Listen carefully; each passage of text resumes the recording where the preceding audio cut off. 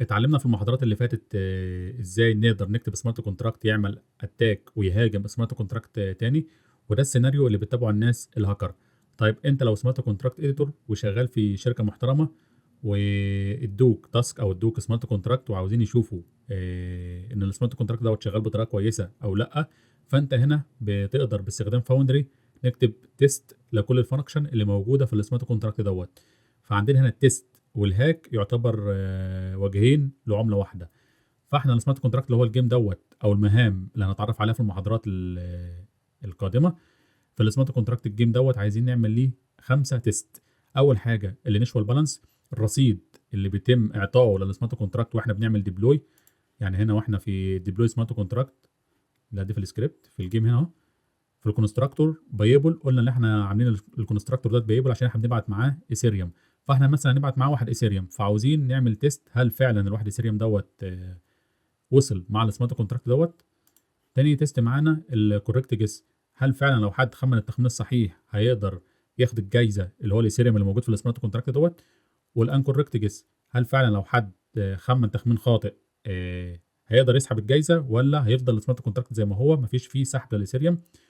ولو مثلا كذا شخص بيستدعي الفانكشن مع في نفس الوقت، ولو فعلا شخص قدر يخمن التخمين الصحيح وسحب الايثيريوم في السمارت كونتراكت، الشخص اللي بعد كده هتكون ظروفه ايه وهيقدر يعمل ايه. فالخمسه تيست دول هنكتبهم مع بعض بالتفصيل. بس قبل ما نروح للكلام دوت كان في تاسك المره اللي فاتت. قلنا هنا المشكله بتاعتنا اللي موجوده معانا او التاسك اللي احنا قلنا عليه ان السمارت كونتراكت دوت قدر فعلا يسرق الايثيريوم من السمارت كونتراكت اللي هو الجيم.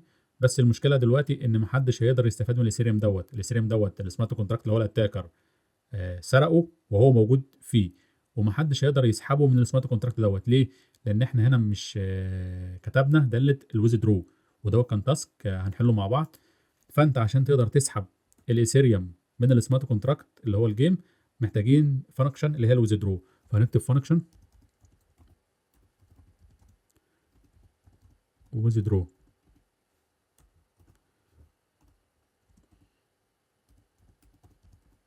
اكسترنال.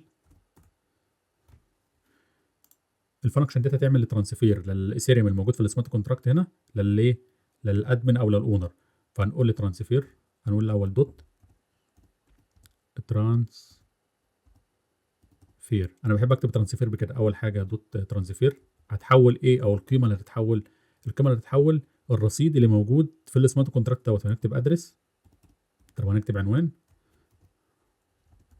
وذس. ذس ديت بتعود للادرس بتاع السمارت كونتراكت اللي احنا عملنا ليه ديبلوي اللي هو الاتاكر. احنا لما عملنا ديبلوي للسمارت كونتراكت دوت مش ظهر لينا ادرس. ذس ديت بتعود على الادرس دوت دوت بالانس. تمام. يبقى ايه اللي هيتحول؟ اللي هو الرصيد اللي موجود في السمارت كونتراكت دوت هيتحول لمين؟ نيجي قبل الدوت كده هنعمل بايبل، والكلام ده هيروح لمين؟ الام اس جي دوت سندر. تمام كده عملنا الفانكشن اللي هي ويزدرو.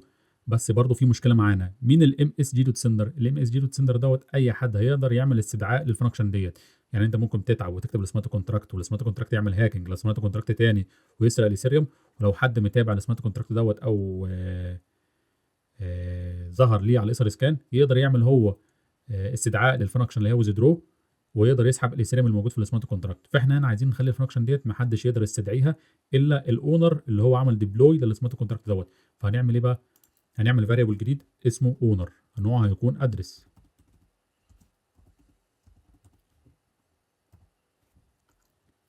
وعشان نفعل الاونر دوت بيكون مثلا انا عايز اقول للاونر دوت هو الام اس جي دوت سندر هو ايه نفس الشخص. ففي الداله اللي هي كونستراكتور اللي هي بيتم تفعيلها مره واحده بس هنقول له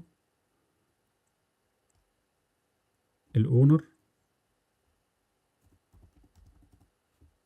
بيساوي الام اس جي دوت سندر. تمام. هاجي في الداله هنا بقى اقول له لازم اللي يفعل الداله ديت في شرط معانا اللي هو ريكواير. لازم اللي يستدعي الداله ديت هو الاونر، يعني الام اس جي دوت سندر اللي هيستدعي الداله ديت لازم يكون بيساوي مين؟ الاونر. غير كده هقول له ايه نوت، انت مش الاونر اللي عملت ديبلوي للسمارت كونتراكت ده.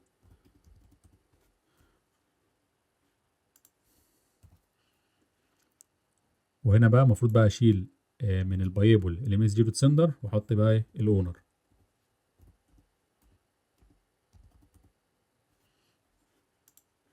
تمام كده، يبقى احنا عملنا دلوقتي فانكشن وذرو اللي يقدر يستدعي الفانكشن ديت هو الاونر.